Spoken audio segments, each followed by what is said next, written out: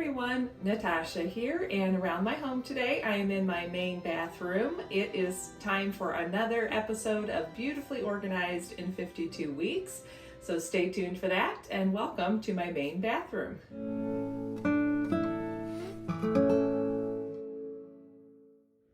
Welcome back to my home. I'm so glad you're joining me today for another episode in our Beautifully Organized in 52 Weeks series. Each week I pull a card from the card deck by Nikki Boyd called Beautifully Organized in 52 Weeks.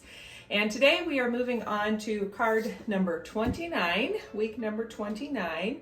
And the card today is all about our medicine cabinets. So here in our main bathroom, we have this pretty mirrored fronted medicine cabinet, and my husband and I share this space. Originally when we first moved in, I was using it for my makeup, and then I realized I use my makeup daily, and every time you open these doors you leave a fingerprint. So after a few months of dealing with having to constantly clean fingerprints off of the mirrored cabinet, I decided to move my makeup elsewhere. So there's actually a cabinet that hangs above the commode, so that's where my makeup is stored now. And we keep toothpaste and extra bathroom supplies like our backup Jordan Essentials shower gel and shampoo and conditioner and glycerin soap all in the lower cabinet drawers down below. So let's take a look at my medicine cabinet. Since I didn't want to have to deal with the fingerprints, I decided to keep things in here that we don't use as often. So I'm going to try to show you this first one, which opens your direction. So in here, this top little box is where I keep my extra scissors for trimming my hair, because occasionally my curls bother me and I take to chopping them off, which isn't something my hairdresser likes very much, but that's what I do. So we just have some basic first aid supplies in here, some rubbing alcohol, some hydrogen peroxide. And I didn't realize this children's ibuprofen was in here, so I'm glad that I opened this cabinet to see that. I usually keep the children's medicine in the kitchen just because that tends to be where I need it most. So I'm going to double check my little cabinet, the bin that I keep in the cabinet in the kitchen, and see if I need this ibuprofen in there or if this is a duplicate, which maybe we were keeping it back here just to have on hand. So that's the first cabinet. This middle cabinet is where we keep some basic first aid. So these are just wraps and gauze pads. We have some general meds here for tummy troubles. I have an assortment of Band-Aids. This is some ointment and my motion sick C-bands from back when I was pregnant and had a lot of nausea. So I just keep those in case I would ever be, I don't know, traveling on a boat and would need those.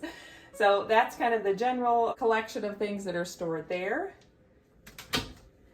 And then this last cabinet is where my husband keeps his prescription meds, which I just tuck those away for a minute so we don't have any personal information shared. But other than that, we just have some pain relievers, a little bit of extra cold medicine, and I think there might be a syringe and a thermometer up there. So just again, some basic first aid items, and that's what we keep in this last cabinet.